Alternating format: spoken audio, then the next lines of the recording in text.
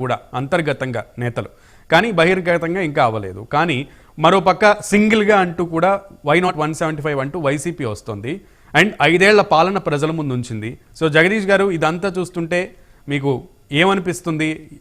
Present political స్కెనారియో ఎలా అనిపిస్తుంది being an analyst? Please sir. ముందుగా మీకు, ప్రైమ్ లైన్ ప్రేక్షకులకి, ప్యానల్ ఉన్న పెద్దలకి అందరికీ నమస్కారం అండి.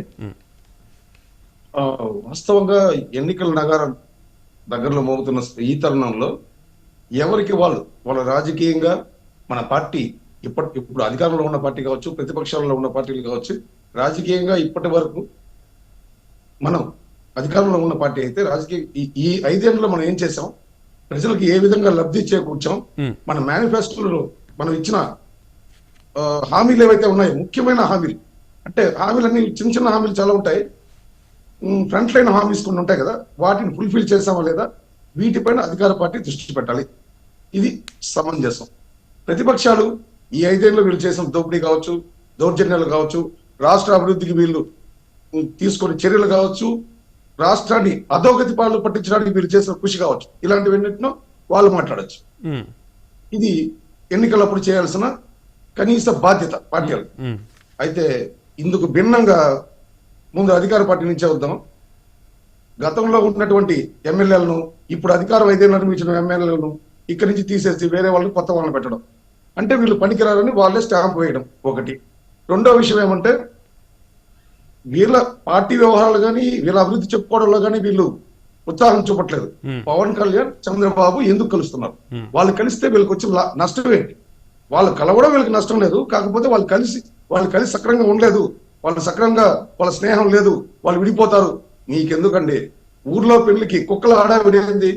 నేనేమంటానంటే, పవన్ కళ్యాణ్ రాజకీయ లబ్ధి కోసం ఎవరైనా రాజకీయ పార్టీ పెట్టినప్పుడు రాజకీయంగా మనకి ఏది మంచిదో అది చేస్తారు. మనకి మనం ఎవరితో కలిస్తే మనకి భవిష్యత్తు ఉంటుందో, ఎవరితో కలిస్తే మనం అనుకున్న పనులు ప్రజలకు చేయగలమో ఆ పార్టీ భావ సారూప్యం ఉన్న పార్టీలతో కలుస్తారు. అది ఇన్ జనరల్. అయితే పవన్ కళ్యాణ్ గారు ఎప్పుడు ప్రకటించారండి టీడీపీతో కలుస్తారని? ఎప్పుడైతే అక్రమంగా చంద్రబాబును అరెస్ట్ చేసి ఆయన తీసుకెళ్లి జైల్లో పెట్టినప్పుడు ఇది తప్పుడు కేసులని, ఈ తప్పుడు విధానాలని ఆయన ఖండిస్తూ ఆ రోజు ఆ సిచ్యువేషన్ లో ఆయన తన మద్దతు తెలియజేశారు. ఎంత గొప్పతనం అనేది! ఆయన పార్టీ రాజకీయాల కోసం ఇంకా తన ఉన్నత ఆలోచించుకునే సమయంలోనే వీళ్ళు చేసిన దౌర్భాగ్య పనులని ఆ సమయంలో పార్టీకి మద్దతు ఇచ్చారు. దాంట్లో తప్పు లేదు. అప్పటి వరకు ఆయనకు అవగాహన ఉంది, టీడీపీ గురించి అవగాహన ఉంది, వైసీపీ గురించి అవగాహన ఉంది, బీజేపీ గురించి అవగాహన ఉంది. ఆయనకి సుదీర్ఘంగా పార్టీ నడిపిస్తున్నారు, ఎన్నో ఫైల్స్ ఆయన ఫేస్ చేస్తా ఉన్నారు.